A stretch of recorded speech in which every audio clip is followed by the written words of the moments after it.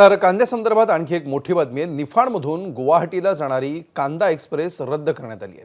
मात्र लासलगावचा कांदा दिल्लीला जाणार आहे। महाराष्ट्रातून आज दिल्लीला 840 टन कांदा पाठवला जाणार आहे।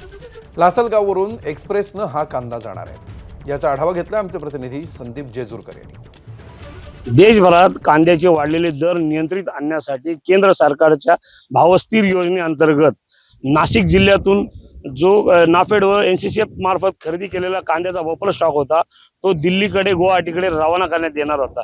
मात्र आत्ताची जी एक माहिती हाती आलेली आहे यामध्ये निफाड येथून जाणारा गुवाहाटी येथे जाणारा जो बफर स्टॉक होता तो रद्द झाल्याची माहिती या ठिकाणी सूत्रांच्या हवाल्यानुसार मिळते आहे। त्याचबरोबर नाशिकच्या लासलगाव रेल्वे स्थानकावरून देखील 21 बोगीमधून 840 टन जो कांदा आहे तो दिल्लीकडे रवाना होणार होता। मात्र अद्यापपर्यंत या ठिकाणी कुठलाही ट्रक जो आहे त्यामार्फत या ठिकाणी कांदा लोड होताना दिसत नाहीये किंवा या ठिकाणी अद्यापपर्यंत कुठलाही ट्रक पोहोचलेला नाहीये। एकूणच काय तर केंद्र सरकारच्या या निर्णयामध्ये कुठेतरी साशंकता निर्माण झाल्याचं चित्र या ठिकाणी दिसत आहे। काल मध्यरात्री पासून हा रॅक जो आहे तो लासलगाव रेल्वे स्थानक या ठिकाणी उभा करण्यात आलेला आहे। मात्र अद्यापपर्यंत एकही वाहनाद्वारे या ठिकाणी कांदे पोहोचलेले नाहीत किंवा कांदे लोड होताना दिसत नाहीये।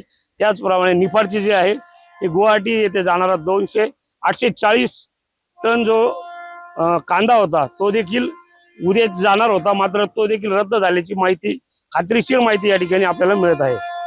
संदीप जेजूरकर, एबीपी माझा, लासलगाव, नाशिक।